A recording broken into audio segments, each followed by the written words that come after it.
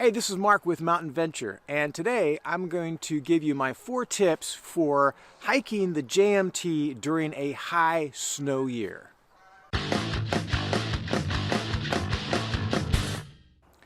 I hiked the JMT in 2019, which was a very high snow year. That same year, PCTers were choosing to flip the high Sierras because of snow, and many JMTers chose to cancel their trip. It can just be very intimidating traversing large snowfields over high mountain passes for miles at a time. Tip number 1 when encountering lots of snow in the high Sierra is to hike while the snow is hard. That means hiking while it's frozen. That means hiking in the early morning. Sometimes when I was coming up over a high pass, your pass in particular, I hit the summit about noon. And that made for the snow to be a little bit too soft. My footing was unsecure. I was sinking, slipping, and that expended so much more energy when I was crossing snowfields. And so I had to change my strategy to make sure that I was encountering those high passes early in the morning. And so what I would do from that time forward is to set up as close as I could to each of the passes, usually within 2 to 4 miles, to ensure when I left early in the morning, I would be up and over the pass while the snow was still frozen. That made sure my footing was very secure. I could travel much more quickly and expend a lot less energy. Tip number 2 has to do with navigation. When there's lots of snow on the ground, the trail is going to be obscured. You're not going to see the trail for miles at a time. And so it's important to have good navigational skills. I carried a compass and a map, and I had a GPS with the Gut Hook app, which I highly recommend, which really helped in navigation, because you can't always trust the boot tracks. You're going to be covering sometimes big snowfields, and there's going to be tracks going this way and that way, and you're thinking, which one should I choose? And honestly, you're following hikers that are also trying to find their way, so they're going to wander a little bit. And so it's best to plot your course with a GPS or a compass and a map to make sure that you are heading the right direction.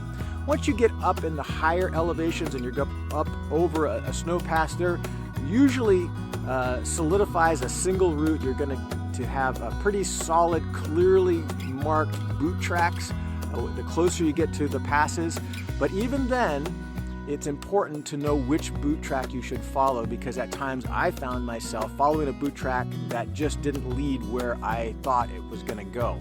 So it's important to slow down, know that you're going to have to navigate with a compass or a GPS and find your way and ultimately in the direction you want to go.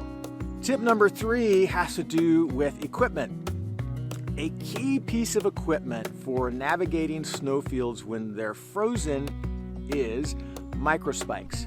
Microspikes fit right over your hiking shoe, whether that's a running shoe or a hiking boot, and it provides very secure traction on icy snow. And they were invaluable to me on my trip. A second piece of gear that I valued were my trekking poles. They gave me a little bit more stability when I was hiking in uneven, snow-cupped snowfields. A third piece of gear I'll talk about is an ice axe. I didn't choose to bring an ice axe with me on my trip, but I saw several other hikers, PCTers, so on, who opted for this tool. And honestly, some of the passes, because you're not on a marked trail, you're covering very steep snowfields that if you were to slip and fall, could result in a serious injury if you weren't able to arrest your fall, be able to have an ice axe and stop your fall. I never had a problem with the slipping or falling when I know I went, but other hikers opted for an ice axe for that purpose. But let me say this about an ice axe. If you don't know how to use one, it is a worthless tool in your backpack. If you're choosing to use an ice axe, make sure that you know how to use it, you've practiced using it, so that it can properly stop you from sliding down the mountain if you were to fall. The fourth and final tip I want to leave you with is planning. When you're navigating snow, you have to plan for your mileage to be lower than you might expect, or that you've been hiking on regular trails and so on. And so when you're covering large snowfields that are sun-cupped, the footing is very uneven and very slow in going, and so traveling on snow just is going to slow you down. So when you're planning out your daily mileage, just know that your mileage is going to be less than what you would plan to accomplish in a day during normal dry conditions. As always, thanks for watching. Hit like if this video was helpful to you. Hit subscribe if you want to see more content like it.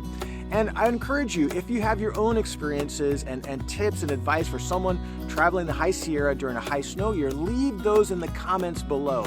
Other people who watch this video are going to be helped by your comments. They're always great to interact, and I appreciate the time that you give in making those comments. Until next time, hope to see you somewhere out there on the trail.